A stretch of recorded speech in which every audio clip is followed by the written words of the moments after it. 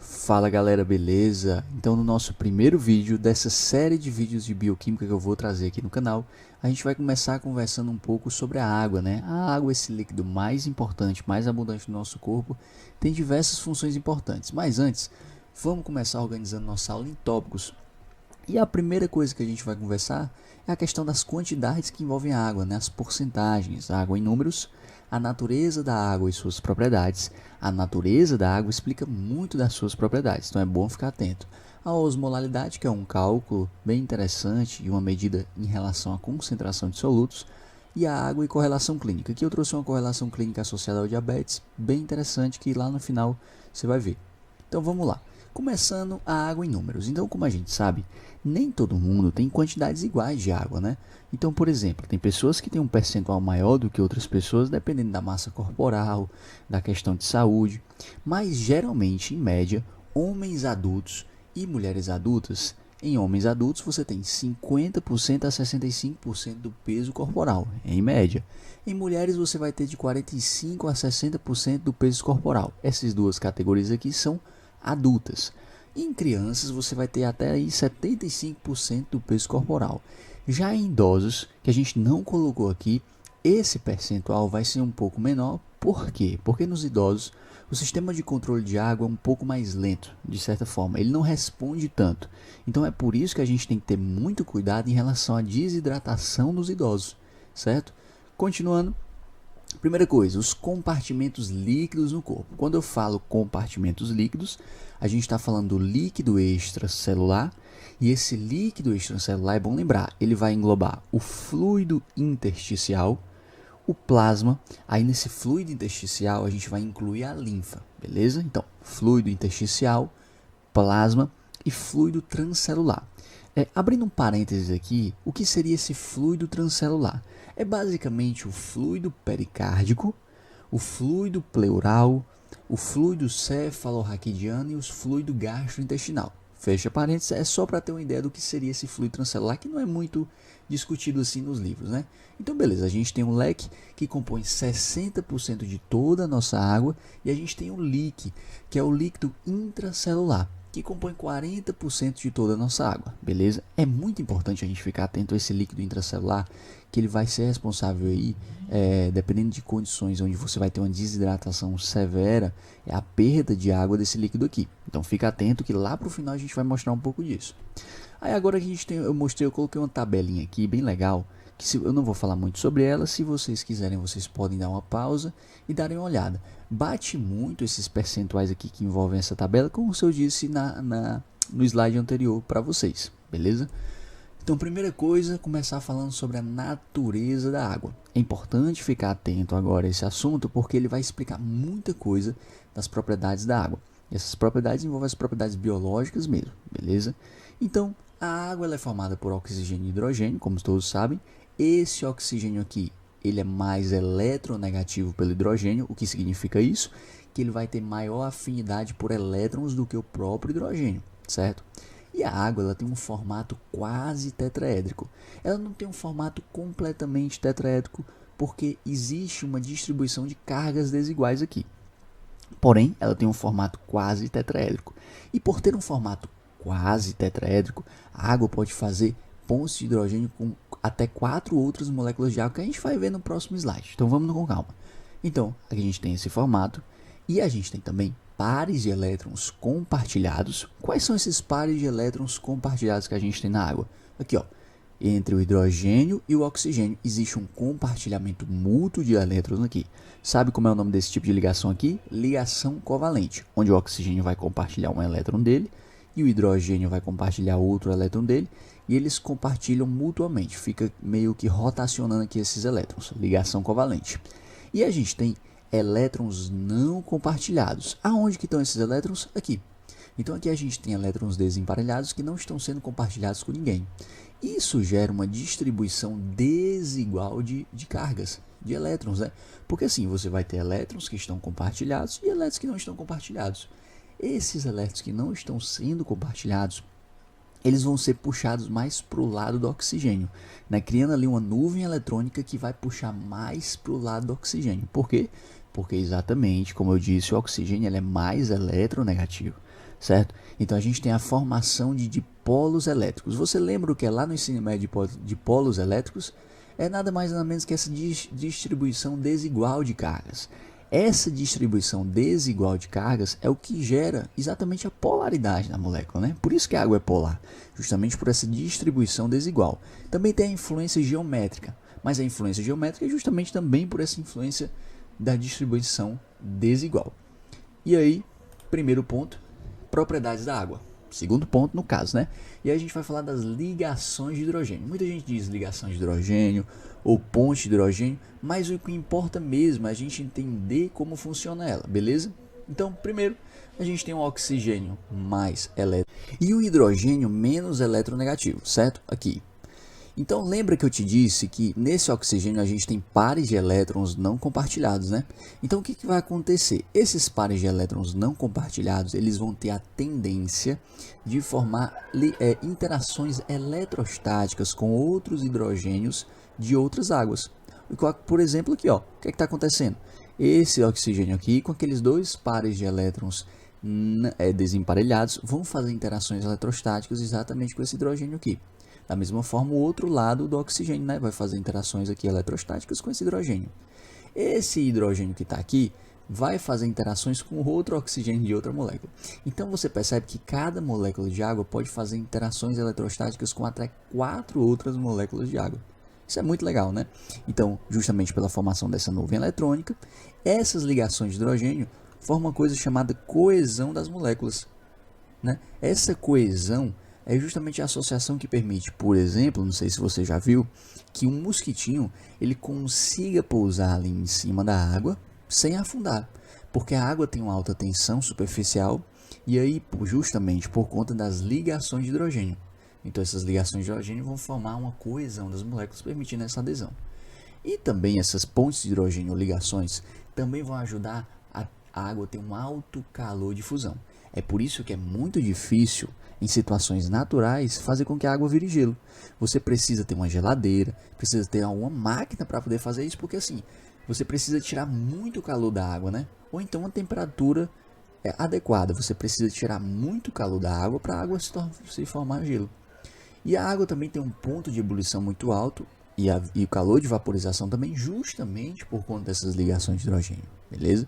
Então, continuando aqui nas nossas ideias, como eu falei para vocês, a ponte de hidrogênio ela pode acontecer entre o hidrogênio e o oxigênio, porém, ela também pode acontecer entre o hidrogênio e o nitrogênio. Por exemplo, aqui, ó, vou mostrar para vocês, o nitrogênio está tendo uma interação eletrostática com essa água aqui. O que você precisa ter é o seguinte, um aceptor de hidrogênio, que pode ser tanto nitrogênio como oxigênio, e um doador de hidrogênio. Esse hidrogênio aqui tem que estar disponível, beleza? Então, se ele estiver no meio da molécula, isso não vai acontecer. Essa ponte de hidrogênio não vai acontecer. Então, ele precisa estar disponível.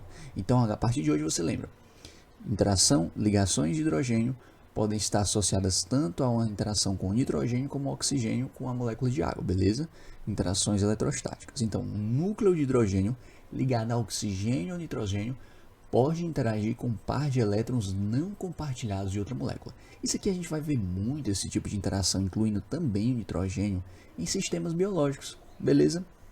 Como a gente vai ver agora. Ó, por exemplo, aqui a gente tem aquelas bases nitrogenadas, né, relacionadas ao DNA, que elas vão fazer pontes de hidrogênio entre si, ó. E aí tem o envolvimento também do nitrogênio, olha só que legal.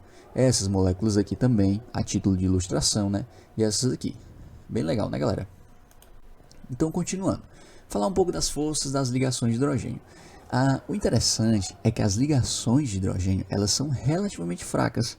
Mas você me pergunta, Gabriel, mas como é que pode elas serem fracas se quando você disse que quando o mosquitinho ele pousa em cima da água, ele consegue ficar de boa sem afundar, justamente por conta das pontes de hidrogênio? Mas aí é que tá.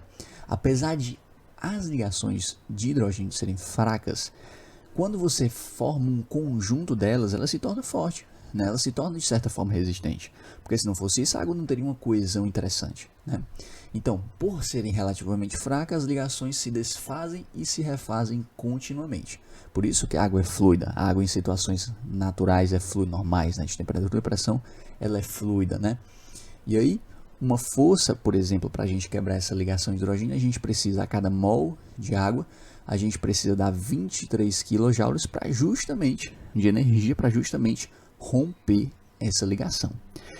Mais um detalhe é muito interessante, que é em relação à angulação dessas pontes. Por exemplo, aqui, ó, se eu tiver uma angulação linear, por exemplo, aqui, ó, retinha, entre o oxigênio e o hidrogênio e o oxigênio aceptor de hidrogênio, que é esse cara aqui, se ela for reta, essa ligação, ela vai ser mais forte do que se ela fosse oblíqua, né? Olha que interessante isso, né? Aí você me pergunta, mas isso aí não tem tanta importância. Não tem tanta importância para ligações isoladas, né? Mas se você for olhar em sistemas biológicos, esse tipo de diferença aqui vai fazer uma diferença muito grande, né? Porque a gente sabe que qualquer diferença na força de uma ligação, de uma interação, pode fazer uma grande diferença se a gente for medir em quantidades, né? Mas beleza, só basicamente para a gente entender isso, ok? Bom, a água, também como a gente sempre escuta, a água é o solvente universal, né? Então desde pequenos a gente escuta, a água é o solvente universal. Mas por que isso? Por que a água tem essa propriedade como solvente? Porque ela tem uma grande capacidade de dissolver moléculas orgânicas polares e sais inorgânicos, por meio de uma característica bem peculiar que a água tem, beleza? E como é que ela faz isso? Por pontes de hidrogênio e por interações eletrostáticas. Vamos ver isso mais especificamente agora. Primeiro, começando, organizando aqui, vamos ver por meio da dissolução de sais. Como é que a água vai dissolver esses sais? Você lembra, lá no ensino médio também, né? Puxando algumas coisas do ensino médio, porque tem muita relação, que a água ela forma retículos, beleza?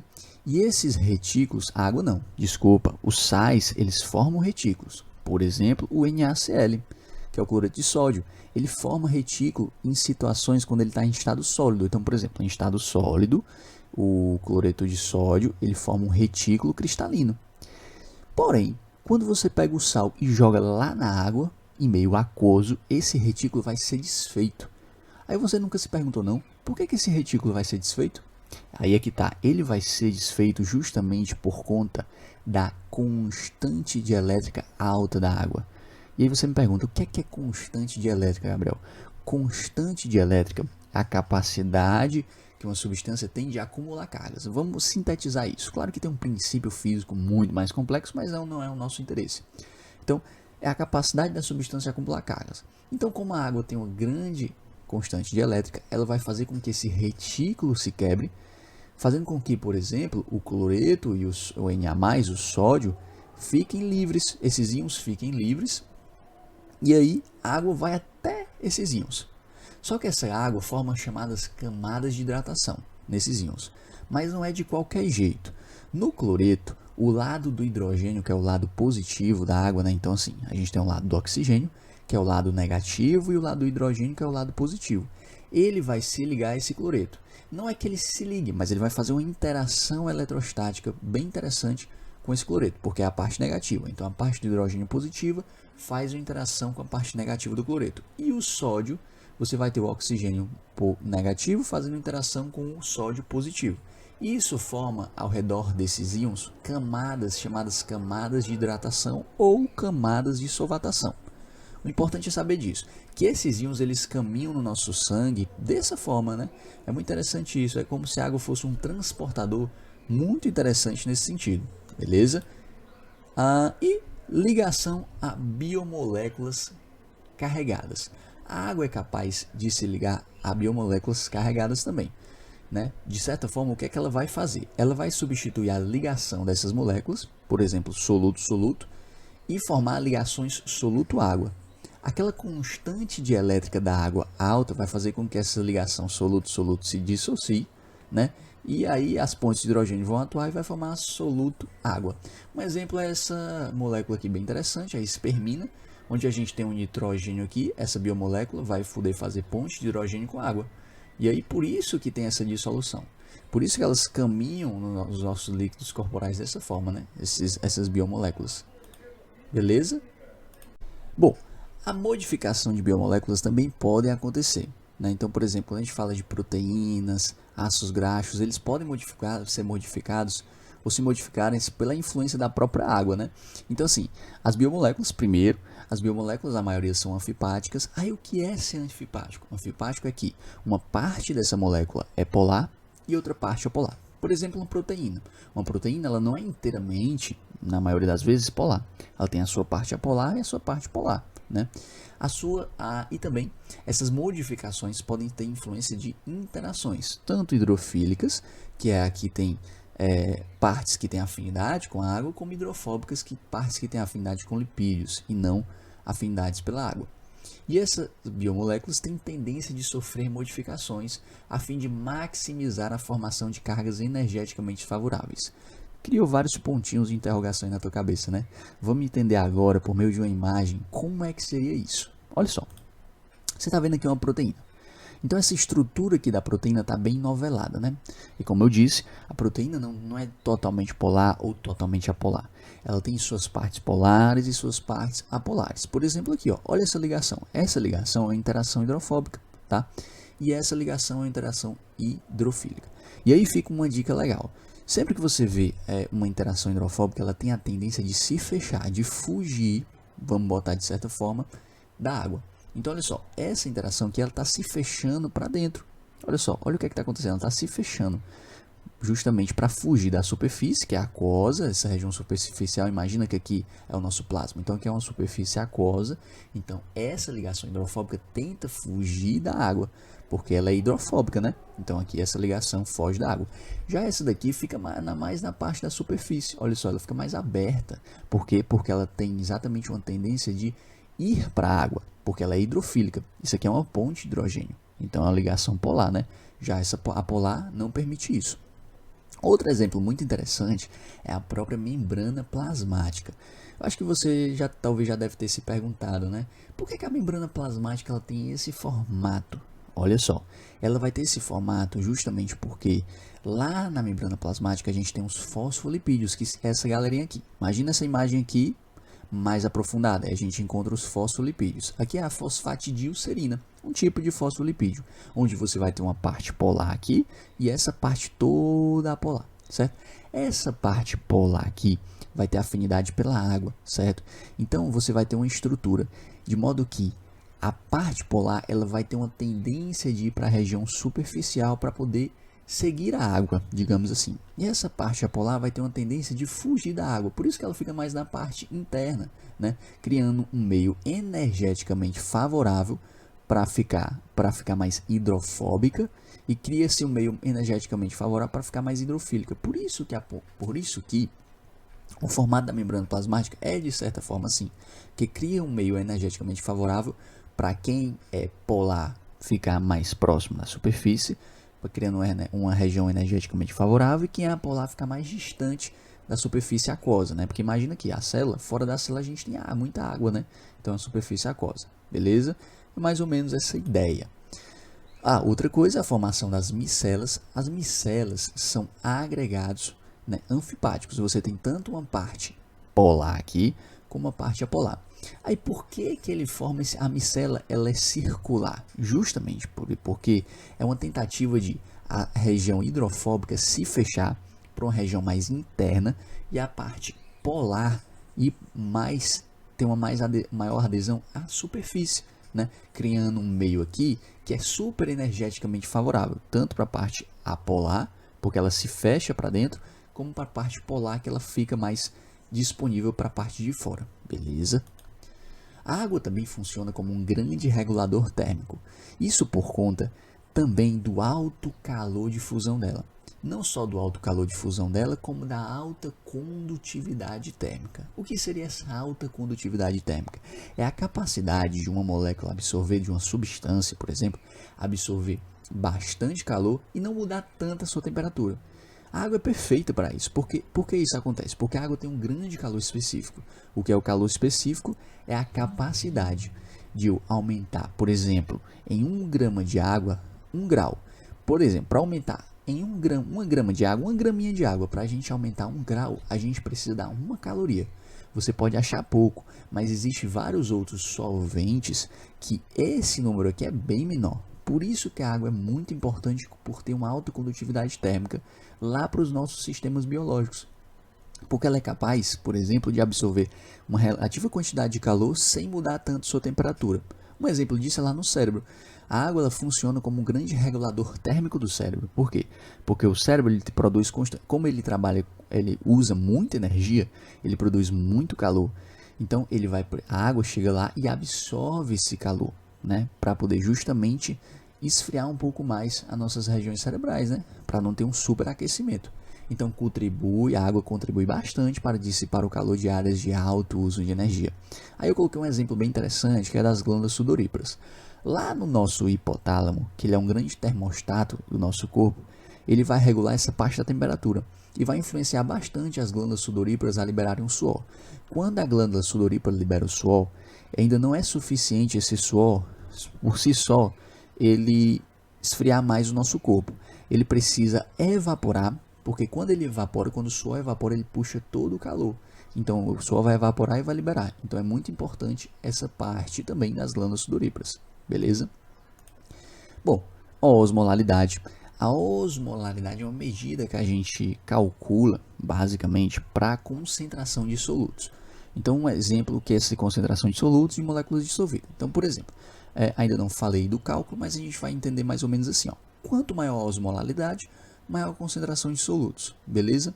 E eu vou mostrar para vocês agora em outra página como é que a gente calcula essa osmolalidade que é expressa em miliosmol por quilo ou osmol por quilo. Vamos agora? Beleza? Bom, galera, vamos dar o exemplo aqui para calcular a osmolalidade do cloreto de potássio. O cloreto de potássio, KCl, ele em meio aquoso, ele se dissocia em K+, e Cl-.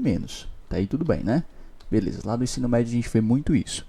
Outra coisa interessante é que a massa molar desse cloreto de potássio, ou seja, 1 mol dele, vai ter aproximadamente 74,5 gramas. Beleza. Outra coisa a se entender é o osmol. O osmol é uma medida da quantidade de partículas. Então, por exemplo, o KCl em meio aquoso, a quantidade de osmóis dele é 2. Por que 2? Porque ele tem 2 partículas aqui dissolvidas. Se fosse, por exemplo, a glicose em meio aquoso, ela não se dissocia em outras partículas, é só glicose mesmo, então seria só uma partícula, então seria só um osmol. Então vamos organizar aqui. Osmóis, 2 osmóis. Eu vou colocar aqui embaixo para ficar melhor, tá? Vou apagar esse daqui e vou colocar aqui embaixo para ficar melhor. 2 osmóis o KCl possui. Então isso significa que 2 osmóis equivale a 1 mol de KCl, que equivale a 74,5 gramas. Então, 2 osmóis equivale a 74,5 gramas de KCl. E como é que a gente calcula de fato a osmolalidade? A gente pega, né, osmolalidade, a gente pega essa quantidade de osmóis. Quantos osmóis são do KCl? 2 osmóis. A gente pega esses 2 osmóis e divide por quilograma de água. Quantidade de água que você vai usar e divide por quilo dela. Está aqui. A osmolalidade é basicamente isso. Porém, tem um detalhe que eu queria falar para vocês, que é o seguinte. Para fins práticos, a osmolalidade ela não é usada muito em osmols, mas em miliosmols. E como é que a gente entende isso? Mesmo processo. 1 mol de KCl, só que tem só uma diferençazinha. 1 mol de KCl, ele equivale a 74,5 gramas. Tá aí tudo bem, né? Que a gente já falou. Imagina que se eu pegar esse mol e dividir por 1000, eu transformo em quê? Em 1 milimol. Beleza. Se eu transformo em 1 milimol, eu transformo 74,5 gramas em 74,5 miligramas, porque eu vou dividir na mesma proporção aqui. Então, o milimol vira 74,5 miligramas. Então, já que eu tinha falado para vocês que 2 osmóis equivale a 1 mol, que equivale a 74,5 gramas, então 1 milimol equivale a 74,5 gramas. Então, agora é só eu pegar esses 2 osmóis e dividir por 1000, que fica agora 2 miliosmóis. Entendeu isso? 2 miliosmóis, porque são 2 partículas. Mas nesse caso, nessa escala aqui dividida por 1000. Para calcular a osmolaridade, mesma coisa. Para calcular a osmolaridade, mesmo processo. Você vai pegar esses 2 miliosmóis, que eu vou abreviar para M, miliosmóis, e dividir por quilograma de água. Pronto. Lá é uma representação bem fidedigna com o que o slide lá mostra, né? Que são 2 osmóis, que é uma representação mais prática para uso na farmacologia, para essas medidas. Beleza? Bom, e aí, como mostrei para vocês, essa osmolaridade influencia bastante a osmose nos compartimentos líquidos. Como assim? Lá nas nossas células. Por exemplo, imagina que a gente tem uma célula aqui, tranquilo? Essa célula bonitinha aqui. Na parte de fora você tem uma quantidade de solutos que é igual à parte de dentro. Então a gente tem uma osmolaridade fora igual à osmolaridade dentro. Qual é a influência disso? Que a água ela não vai nem entrar nem sair. Porque lembra que a osmose é a passagem de água de um meio de maior concentração, quer dizer, do meio de menor concentração de solutos para o meio de maior concentração. Porém, quando você tem uma concentração igual, a água não vai saber para onde ir, então ela vai ficar quietinha. Porém, se eu tiver um meio onde você vai ter dentro da célula uma menor osmolaridade e fora da célula uma maior osmolaridade, com a tendência a água sair, né? Então beleza, então a água vai sair. Logo essa célula aqui de certa forma vai murchar. Já aqui o que é que vai acontecer? Dentro da célula você tem uma maior osmolaridade e fora você tem uma menor osmolaridade. Então o que é que vai acontecer? A água vai entrar dentro da célula, certo? Isso é muito interessante porque a gente pode ter várias mensurações, beleza? De cálculos e várias coisas importantes. Continuando, galera, os eletrólitos. Esses eletrólitos têm uma influência muito grande no controle de água, sabe? Por exemplo, o sódio. O sódio, quando ele entra ou sai da célula, ele leva consigo água. Interessante é que a gente tem uma quantidade maior de sódio fora do que dentro da célula. Engraçado também que a gente tem uma quantidade de potássio dentro da célula maior do que fora da célula. Isso se deve à bomba de sódio e potássio. E a água caminha junto com essas pessoas, né, com esses solutos. Os eletrólitos basicamente são ânions, cátions e bicarbonatos muito importantes para o controle e regulação da água. Outras situações, outras aulas a gente pode conversar bastante sobre os eletrólitos. A pressão osmótica, galera. O que é a pressão osmótica? A pressão osmótica, primeiro é importante entender que ela é uma propriedade coligativa. O que é ser uma propriedade coligativa? Bom, propriedade coligativa é uma propriedade onde você, na química, que ela não depende da massa do soluto, mas só da quantidade de partículas dissolvidas, né? Então, por exemplo, quando você tem uma glicose, a gente não influencia muito a quantidade, a massa dela, mas a quantidade de partículas de glicose dissolvida, né? E essa pressão osmótica é a força para resistir ao movimento da água. Como assim? Você vai entender agora. Olha esse tubozinho aqui. O que é que acontece? Em situações normais, a tendência é a água ir por osmose de um meio de menor concentração de solutos, que é esse daqui, para o meio de maior concentração de solutos. Porém, quando você aplica uma pressão, fazendo com que a água faça o sentido contrário, que é o quê? Ir de um movimento de maior concentração de solutos para um movimento de menor concentração de solutos, você precisa aplicar uma força. E essa força é chamada de pressão osmótica, que é a força para resistir ao movimento da água. A gente tem esse cálculozinho, π é a massa molar vezes R vezes TI, que a gente vai ver agora um exemplo disso. Bom, galera, então vamos lá para a pressão osmótica, um exemplo, né? Antes vamos entender, né, o que cada componente dessa fórmula aqui. Esse π aqui, que é uma simbologia matemática, como a gente conhece, né? Ele também é usado para representar a pressão osmótica. Esse mzão aqui, e aí que eu queria fazer uma correção, porque antes eu tinha falado que esse mzão era massa molar. Isso aqui não é massa molar, isso aqui é concentração molar, beleza? Concentração molar, não esquece disso. Esse R grande aqui é a constante universal dos gases, e ela vale 0,082. Então essa constante é muito importante e vale a pena a gente dar uma memorizadazinha, né? Esse T aqui é representação para temperatura. Só que lembra o seguinte, é uma representação para temperatura em Kelvin. Alguns dados, quando você for fazer os cálculos, eles são colocados ali em graus Celsius. Aí você vai ter que transformar para Kelvin. Isso aqui é o fator de Van Hoff. Esse fator de Van Hoff é nada mais nada menos que a quantidade de partículas dissociadas. Por exemplo, aqui no KCl, quando ele dissocia em meio aquoso, ele dissocia em duas partículas, o K+, e o Cl-. Logo, o fator de Van Hoff vale 2. Então a gente já coloca aqui no dado que o fator de Van Hoff vale 2. Para fazer o cálculo de fato, a gente faz assim. Então a gente coloca pressão osmótica, representando como π, é igual à concentração molar, que nesse caso dos dados que eu coloquei vale 0,3. Não vou colocar mol por litro para não ficar muito longo. Aqui a gente coloca a constante universal dos gases, que é 0,082, beleza? Aqui a gente coloca a temperatura, mas lembra? Temperatura em Kelvin, certo? Então a gente coloca aqui, ó. Aquele formulazinha que a gente aprendeu, né? Aquele jeitinho de fazer lá no ensino médio, que é o seguinte. A temperatura em Kelvin vai ser a temperatura em Celsius, beleza? Que nesse caso aqui é 37, mais 273. Isso vai dar 310, tá? Ficou apertado aqui, mas deu 310 Kelvin. Então a gente coloca aqui 310. E por último, o fator de Van Hoff. Esse fator de Van Hoff, ele vale 2 para o KCl. Se fosse, por exemplo, para a glicose, valeria só 1, porque a glicose não se dissocia em outras partículas, só glicose. Então só 1, tá? Essa multiplicação aqui vai dar aproximadamente 15,2324 atm, beleza? Lembrando que a gente representa em atm, porque é uma representação para pressão, tá certo, galera? Beleza. Então, galera, visto um pouco de pressão osmótica, vamos continuando aqui.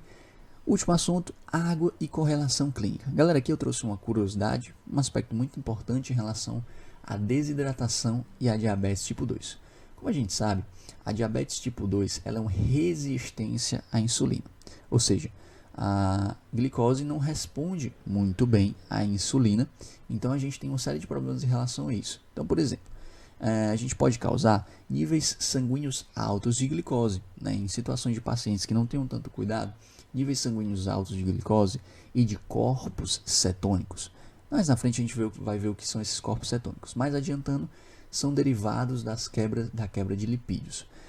Então, quando a gente tem quantidades altas de glicose, de corpos cetônicos, ou só do 1, por exemplo, ou só glicose ou só corpos cetônicos, a gente tem uma grande osmolaridade no sangue.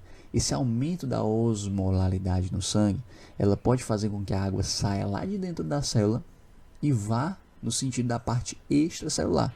Isso pode causar uma severa desidratação dentro da célula, que em situações mais extremas pode causar até coma, né? Porque as células cerebrais elas ficam desidratadas e não conseguem funcionar muito bem, né? Outro exemplo legal aqui, ó, por exemplo, o coma diabético, falando um pouco disso, em relação à cetoacidose diabética, está muito relacionado ao diabetes tipo 1. Diabetes tipo 1 é a ausência total de produção de insulina, né? Aí, quando você tem um diabetes tipo 1, a tendência, numa situação descontrolada, é o paciente ter uma cetoacidose, que é um aumento de corpos cetônicos lá no sangue, né? Fazendo com que haja uma desidratação severa, porque você vai ter uma grande osmolaridade. E também a hiperglicemia, esse coma diabético, também pode estar associado à hiperglicemia hiperosmolar. Que é o seguinte, essa hiperglicemia hiperosmolar, que não é associada à formação de corpos cetônicos, mas sim de glicose, de excesso de glicose no sangue, pode acontecer da seguinte maneira. Por exemplo, um paciente que tem essa sua diabetes está um pouco descontrolada, então sua glicemia está um pouco descontrolada ao longo de vários dias. Então isso vai fazer com que ele tenha severas desidratações, podendo acarretar até um coma diabético. Isso está acontecendo muito em diabetes tipo 2, beleza? Então, galera, isso aqui foi mais uma contextualização no assunto, para a gente entender que você pode ter uma desidratação da parte do líquido intracelular, que corresponde a 40% de toda a água do nosso corpo, fazendo com que haja diversos problemas, beleza? Então esse é o nosso vídeo. Se você gostou, curte e compartilhe aí com a galera. E não se esquece de se inscrever no canal. Valeu, galera!